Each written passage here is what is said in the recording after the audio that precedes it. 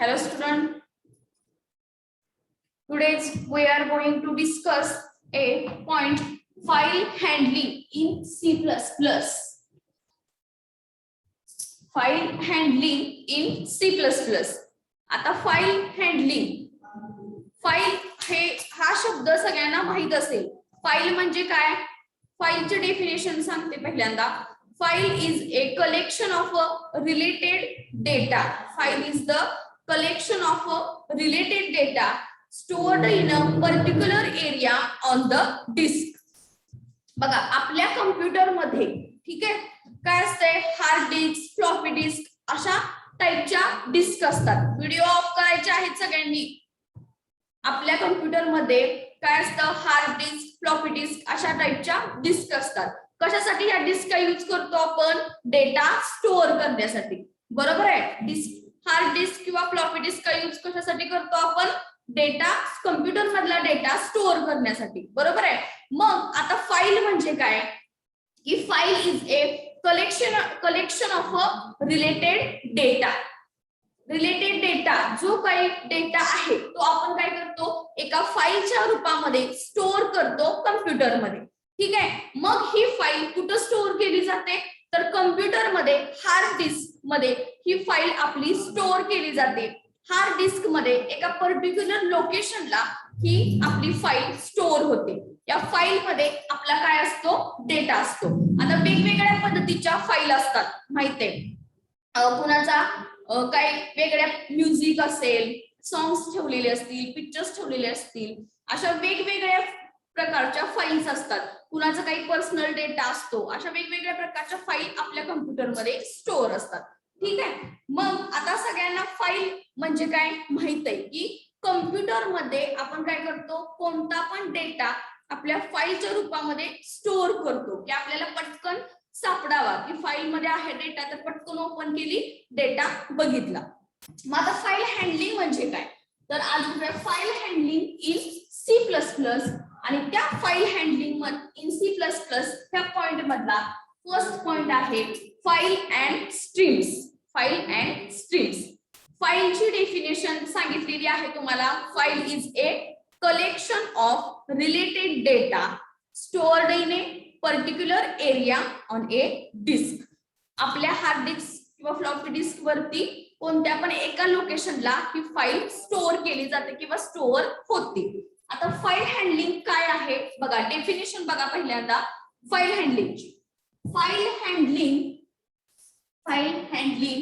Is a technique by which we can store the data entered by the user in a program किंवा in a hard disk. Stored by the user, entered by the user in a hard disk and retrieve it later whenever we want. Definition परत सांगते.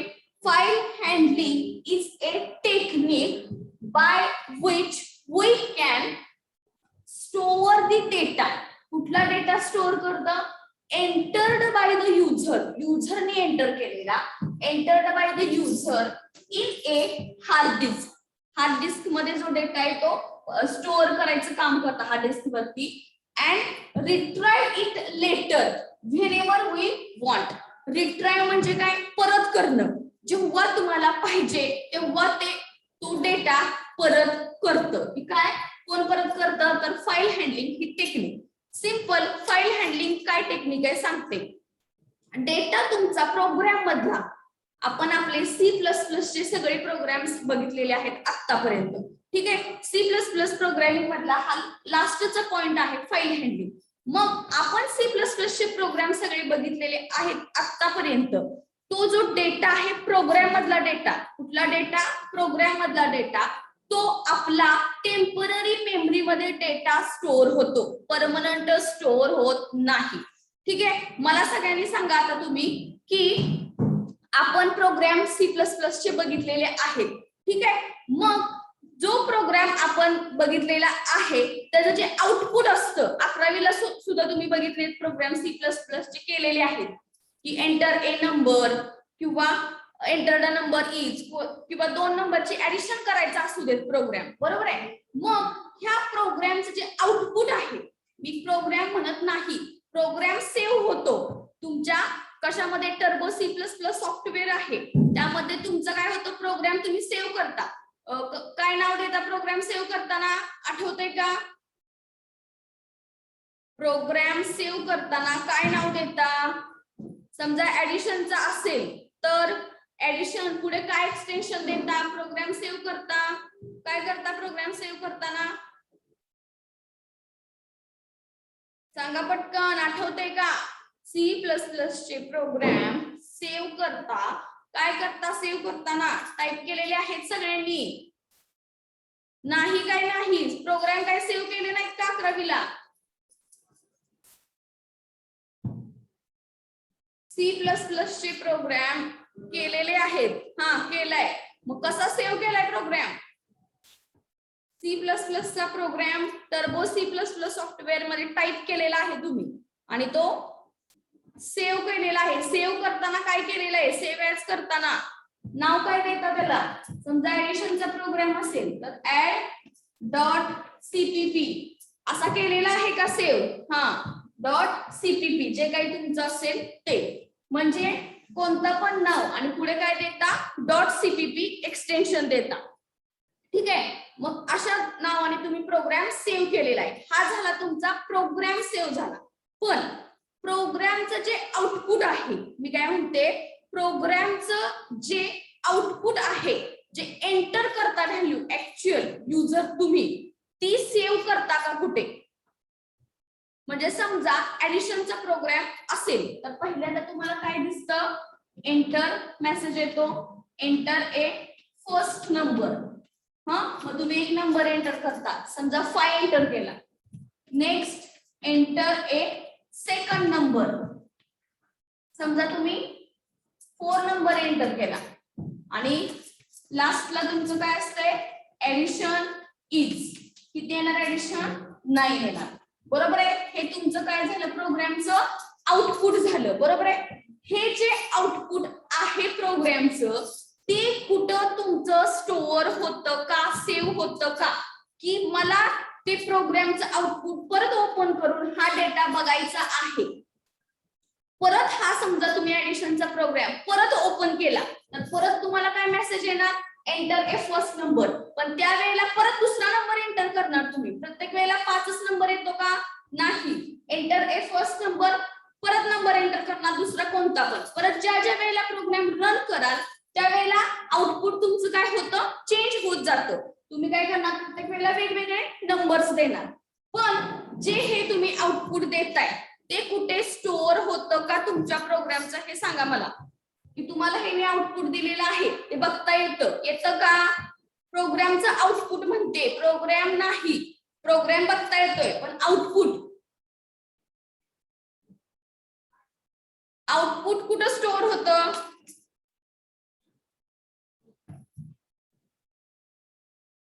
कुठं store होतं? Output सांगते मी. Output files मध्ये. कुठली file create केलेली आहे? कुठल्या फाईल मध्ये? कोणत्या फाईल मध्ये? .cpp मध्ये. .cpp मध्ये तुमचा प्रोग्राम स्टोअर होतो, जो तुम्ही टाइप करता. #include iostream.h कोण जो काही प्रोग्राम लिहिता तो स्टोअर होतो. Ctrl+F10 की प्रेस करून जो प्रोग्राम तुम्ही रन करता, प्रोग्राम रन केल्यानंतर प्रोग्रामचं जे आउटपुट आहे, हे आउटपुट येतं. ते आउटपुट स्टोअर होतं का तुमचं? की तुम्हाला परत बघता येतं का ते आउटपुट? आउटपुट सांगते मी. जो एंटर करून घेता डेटा. साक्षी हो. साक्षी बरं. हो, ज्यांचं म्हणणं आहे त्यांनी कुठं स्टोअर होतं ते सांगायचं मला. तुम्हाला कुठं दिसतंय आउटपुट? की परत तुम्ही प्रोग्राम दिसतोय पण आउटपुट दिसतं का?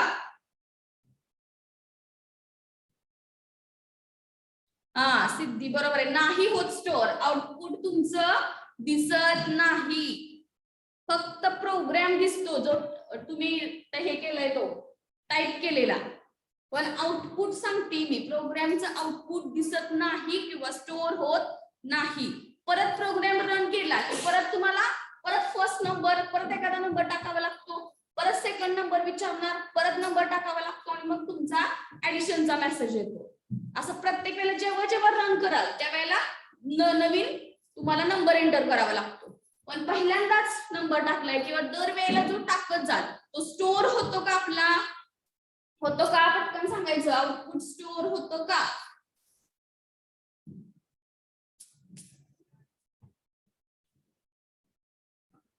हा, आउटपुट स्टोअर होत नाही आपलं.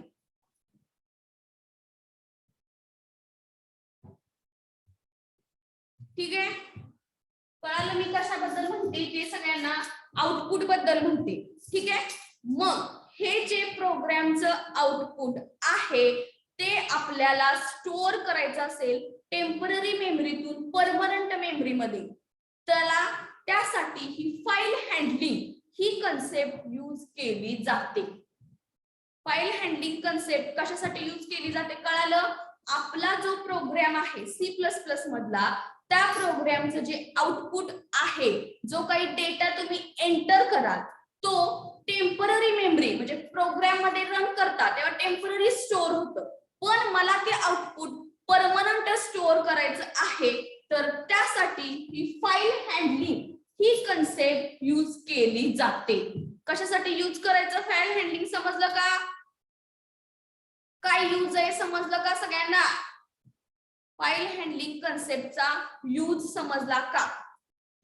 की प्रोग्राम मधला आउटपुट जो डेटा एंटर करतो युजर तो परमनंटली स्टोअर करायचा असेल किंवा आपल्याला परत ओपन करून बघायचंय की आपण काय आउटपुट टाकलेलं, काय दिलेलं, तर त्यासाठी ही फाईल हँडलिंग ह्या कन्सेप्टचा यूज करून तो डेटा परमनंटली जे आउटपुट स्टोअर केलं जातं.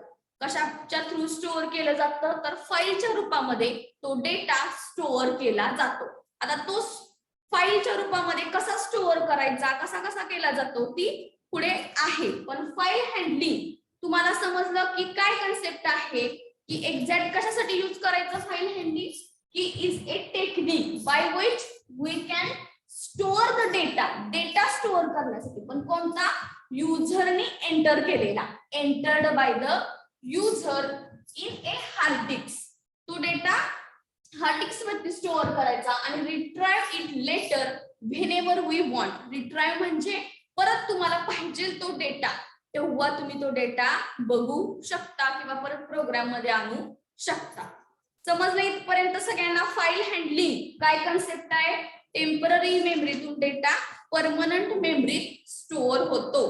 फाईल वरती डेटा राईट केला जातो. ठीक आहे, कुणाची शंका आहे का? काही विचारा, शंका असेल तर. शंका असेल तर विचारा.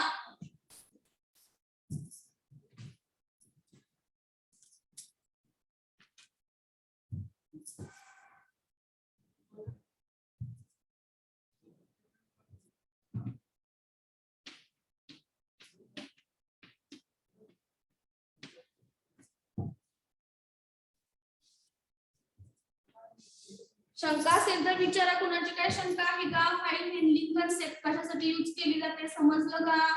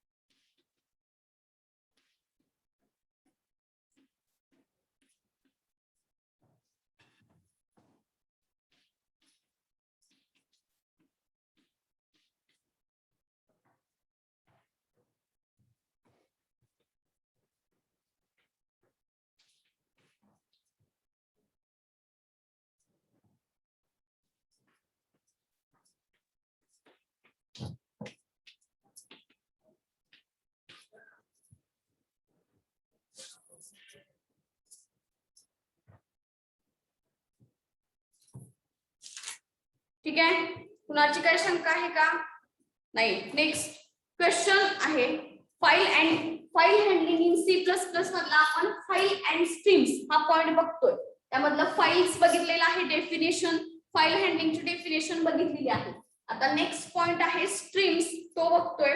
क्वेश्चन बघा, explain with a diagram the file input and file output streams in C plus plus. Question आहे explain with a diagram the file input and file output streams in C plus plus. बघा आता हे streams काय आहे, streams म्हणजे काय? पहिल्यांदा definition सांगते स्ट्रीम्सची. It uses file streams as an interface between the program and the files. तुम्हाला काय सांगितलं? कन्सेप्ट फाईल हँडलिंग की प्रोग्राम मधला डेटा म्हणजे आउटपुट परमनंट स्टोअर करायचं असेल तर त्यासाठी ही फाईल हँडलिंग कन्सेप्ट वापरतो. मग हा डेटा हे आउटपुट कुठं स्टोअर केलं जातं? फाईल मध्ये स्टोअर करणार आहोत आपण एका. मग ह्या फाईल मध्ये हा डेटा प्रोग्राम मधला जर स्टोअर करायचा असेल तर त्यासाठी ह्या स्ट्रीम्सचा यूज केला जातो. काय स्ट्रीमची डेफिनेशन काय आहे? स्ट्रीम इज ए इंटरफेस म्हणजे मधला दुवा, interface between program and the files. आपल्याला प्रोग्राम मधला आउटपुट किंवा डेटा फाईल वरती स्टोअर करायचा आहे परमनंट. एक फाईल घेऊन त्याच्यामध्ये हा डेटा परमनंट स्टोअर करायचा आहे. मग त्यासाठी काय होतं? हे स्ट्रीम्स इंटरफेसचं काम करतं. जसं की तुम्ही पोहे खाता, हा, मग हात आणि तोंड त्याच्यामध्ये डायरेक्ट घालता का? नाही, काहीतरी चमचा घेता किंवा काय. मग चमचा काय आहे? तुमचा मधला इंटरफेस आहे, जे तोंडात घालण्यासाठी पोह्याची डिश किंवा हात तुमचा काय आहे? इंटरफेस आहे हात तुमचा की तोंडात घालण्यासाठी पोहे. तसंच आहे की प्रोग्राम मधला डेटा तुमचा फाईल वरती स्टोअर परमनंट करायचा असेल तर त्यासाठी स्ट्रीम्स ही कन्सेप्ट यूज केली जाते. Stream is a interface between files and the programs. ठीक आहे. मग आता ह्या स्ट्रीम्स कळालं का काय आहे? इंटरफेस आहे, प्रोग्राम मधला डेटा फाईल वरती परमनंट स्टोअर करण्यासाठी स्ट्रीम्सचा यूज केला जातो. स्ट्रीम्स कळालं का? स्ट्रीम्स कळालं का सगळ्यांना? काय आहे? Interface between program and the files. ठीक आहे. बघा स्ट्रीम्स. मग आता ह्या स्ट्रीम्स दोन टाइपच्या स्ट्रीम्स यूज केल्या जातात. एक आहे इनपुट स्ट्रीम आणि दुसरी आहे तुमची आउटपुट स्ट्रीम. प्रोग्राम मधला डेटा फाईल वरती स्टोअर करण्यासाठी दोन टाइपच्या स्ट्रीम यूज केल्या जातात. एक आहे इनपुट स्ट्रीम, दुसरी आहे आउटपुट स्ट्रीम. आता दोन स्ट्रीमचा काय यूज करायचा? तर प्रोग्राम मधलं जे काय आउटपुट आहे ते फाईल वरती राईट करायचे म्हणजे परमनंट स्टोअर करायचे. त्यासाठी आउटपुट स्ट्रीमचा यूज केला जातो. आणि परत फाईल मधून डेटा रीड करून घेऊन परत प्रोग्राम मध्ये तेच आउटपुट जे आपण पहिला घेतलेला आहे किंवा तुम्हाला एखादा आउटपुट पाहिजे असेल, तेच पाहिजे मला आउटपुट, तर त्यासाठी परत फाईल मधला डेटा प्रोग्राम मध्ये आणण्यासाठी तेच आउटपुट परत इनपुट स्ट्रीमचा यूज केला जातो. त्याला रीड राईट ऑपरेशन असं म्हटलं जातं. प्रोग्राम मधला डेटा फाईल वरती राईट करण्यासाठी आउटपुट स्ट्रीमचा यूज केला जातो आणि फाईल मधला डेटा रीड करून परत प्रोग्राम मध्ये आणण्यासाठी इनपुट स्ट्रीमचा यूज केला जातो. तुम्हाला मल्टिपल चॉईस क्वेश्चनला विचारलं जाईल की प्रोग्राम द स्ट्रीम कुठली यूज केली जाते? बघा, the streams that receives data from the program and write data to the file. Program मधून डेटा घेणं म्हणजे जे आउटपुट घ्यायचं आणि फाईल वरती राईट म्हणजे स्टोअर करायचे permanent. It is known as output stream. And the stream that supplies data to the program, परत प्रोग्रामला सप्लाय करणं. And read data from the file, file मधून डेटा रीड परत आहे तोच डेटा रीड करून प्रोग्राम मध्ये आणणं is known as input stream. म्हणजे सप्लाय प्रोग्राम मधून डेटा काय करण्यासाठी, रिसीव्ह करण्यासाठी आउटपुट स्ट्रीम आणि प्रोग्रामला सप्लाय करण्यासाठी इनपुट स्ट्रीम. लक्षात ठेवायचं राईट आणि रीड. राईट ऑपरेशन प्रोग्राम मधून डेटा घेऊन फाईल वरती राईट ऑपरेशन परफॉर्म करण्यासाठी आउटपुट स्ट्रीम आणि रीड ऑपरेशन परफॉर्म करण्यासाठी इनपुट स्ट्रीमचा यूज केला जातो. अशा दोन स्ट्रीम लक्षात ठेवायच्या की प्रोग्राम मधून डेटा फाईल वरती परमनंट राईट करण्यासाठी आउटपुट स्ट्रीमचा यूज केला जातो आणि परत फाईल मधून डेटा उचलून रीड करून घेऊन परत प्रोग्राम मध्ये आणण्यासाठी इनपुट स्ट्रीमचा यूज केला जातो. राईट ऑपरेशन परफॉर्म करण्यासाठी आउटपुट स्ट्रीम आणि रीड ऑपरेशन परफॉर्म करण्यासाठी इनपुट स्ट्रीम. लक्षात राहील का सगळ्यांच्या?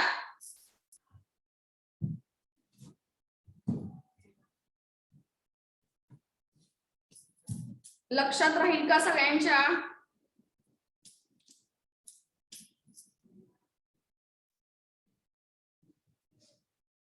स्ट्रीम इंटरफेसचं काम करतं कशामध्ये? प्रोग्राम आणि फाईल. प्रोग्राम मधला जो डेटा आहे परमनंटली स्टोअर करायचा आहे आपल्याला फाईल वरती. मग स्ट्रीम इंटरफेसचं काम करतं. दोन टाईपच्या स्ट्रीमचा यूज केला जातो. एक आहे इनपुट स्ट्रीम, दुसरी आहे आउटपुट स्ट्रीम. आउटपुट स्ट्रीम कशासाठी?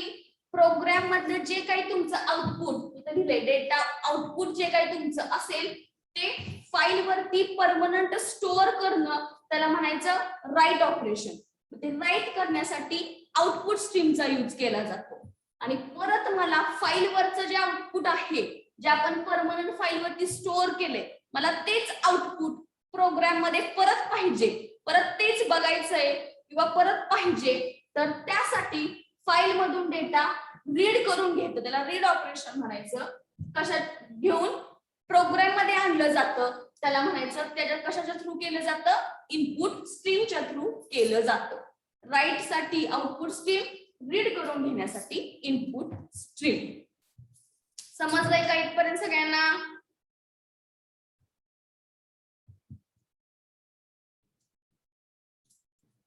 समजलंय का? Input output stream. डायग्राम लक्षात ठेवायचे सगळ्यांनी.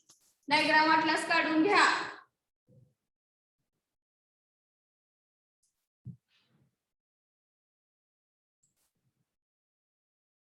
कुणाची काही शंका असेल तर विचारा. शंका असेल तर विचारा.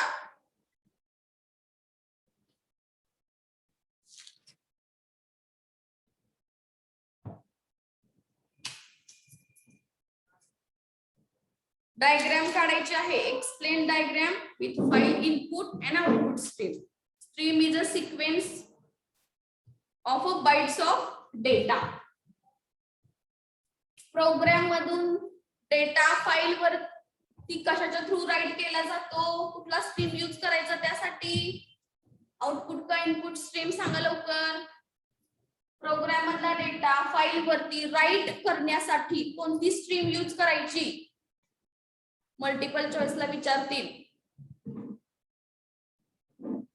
Output stream. हा, प्रोग्राम मधला डेटा फाईल वरती राईट करण्यासाठी आउटपुट स्ट्रीम आणि रीड करण्यासाठी फाईल मधला डेटा परत रीड करून प्रोग्राम मध्ये आणण्यासाठी इनपुट स्ट्रीम. हा, रीड साठी इनपुट स्ट्रीम आणि राईट साठी आउटपुट स्ट्रीम लक्षात ठेवायचं आहे. शंका आहे का कुणाची? विचारा पटकन क्वेश्चन्स.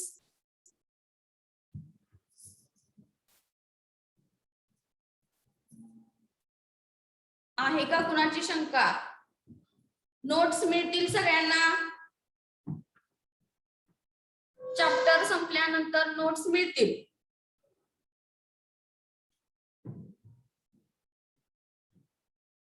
आहे का शंका? लेक्चर्स पण दिले जातील.